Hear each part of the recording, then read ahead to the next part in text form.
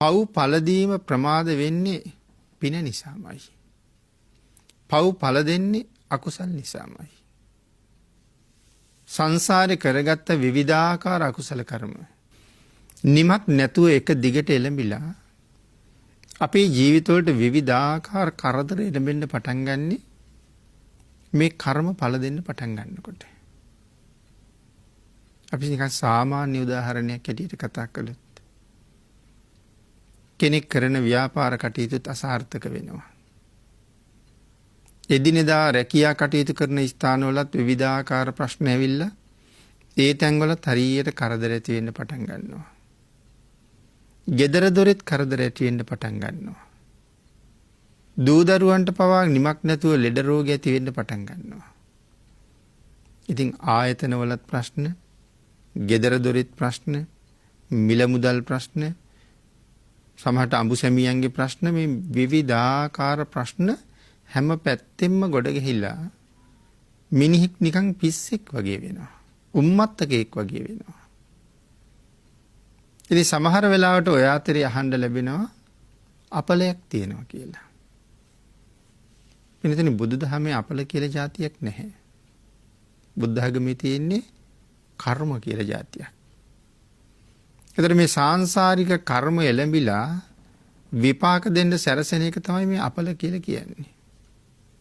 ඒතර විකල්පයක් හැටියට අපිට මොකද්ද කියන්නේ අපලවලට? අපිට කිසියම් නක්ෂාස්ත්‍ර වේදිකෙක් හරි කවුරු හරි කෙනෙක් කියනවා ඊට පස්සේ බෝධි පූජා මෙච්චරක් තියන්න. මේ වාගේ පින්කම් ටිකක් කරන්න. එතකොට මේක අඩු වෙලා යයි කියලා. ඉතින් එහෙම කීවට පස්සේ අපි පටන් ගන්නවා බෝධි පූජා කරන්න. හැබැයි ඉතින් බෝධි පූජා 3ක්, බෝධි පූජා 7ක්, බෝධි පූජා 21ක් ඔය වාගේ කරගෙන යනකොට අර තිබුණ ප්‍රශ්න ටික ටික මගහැරලා යන්න පටන් ගන්නවා. වෙනතේ අපිට ආය බෝධි පූජාවක් කරන්න මතක් වෙන්න නම් සමහරලාට ආය ප්‍රශ්න ගොඩක් එන්න ඕනේ. අපි හිතන්නේ මේ එක දිගට පින්කමක් කරනකොට තමයි මේ කර්ම ටික ක්‍රමානුකූලව ඇත් වෙන්නේ කියලා.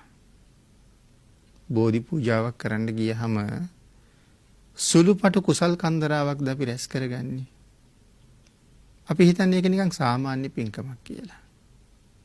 එහෙම හිතන නිසාම රැස් වෙන්න තියෙන අසීමාන්තික කුසලයක් සීමා වෙනවා වෙන්න පුළුවන්. මොකද අපේ සැලකිල්ල අඩු වෙනවනේ. නමුත් පින්නතුනි මතකද මිලිඳු මහරජුරු රහතන් වහන්සේලා කෝටි 100කට ප්‍රඥාවෙන් අභියෝග කළෙත් බෝමලු යමදපු කොළ ටික විසි කරලා කරපු ප්‍රාර්ථනාවක් නිසා කියලා.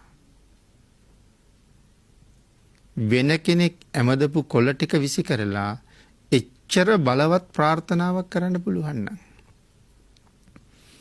ඒ බෝධීන් වහන්සේ අරමුණු කරගෙන කරන පූජාව හරි සතුටින් ගෞරවයෙන් ශ්‍රද්ධාවෙන් සිද්ධ කළා නම් කොහොම ආනිසංසයිද? ඉතින් ওই පූජාවට ගියාම අපි මලුවාම දිනවා, රොඩු ඉවත් කරනවා, සමහරට බෝමලුව යමදලා නවතින්නේ නැහනේ අපි සෑමලුවත් අමදිනවා, විහාර මන්දිරෙත් අමදිනවා, සමහරලාට විහාරස්ථානයේ සියලු මිදුල් අමදිනවා, මල් ආසන පිරිසිදු කරනවා, පහන් පිරිසිදු කරනවා.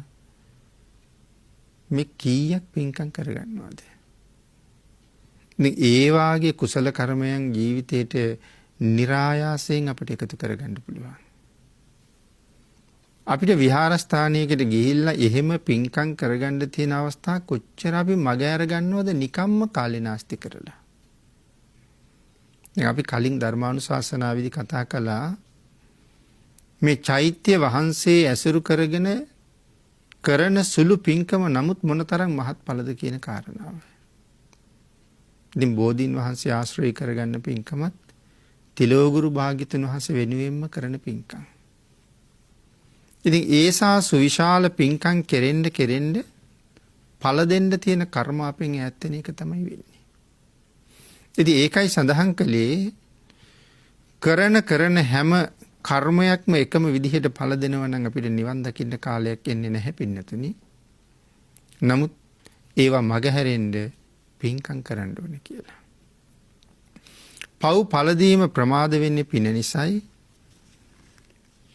පව් පළ දෙන්න පටන් ගන්නෙ දිගින් දිගට අපේ කුසලයේ දුර්වල වෙන්න පටන් ගන්නකොට. ඒ නිසා හැම වෙලාවෙම අපි කුසල් පැත්ත බලවත් කරලා තියෙන්න ඕනේ.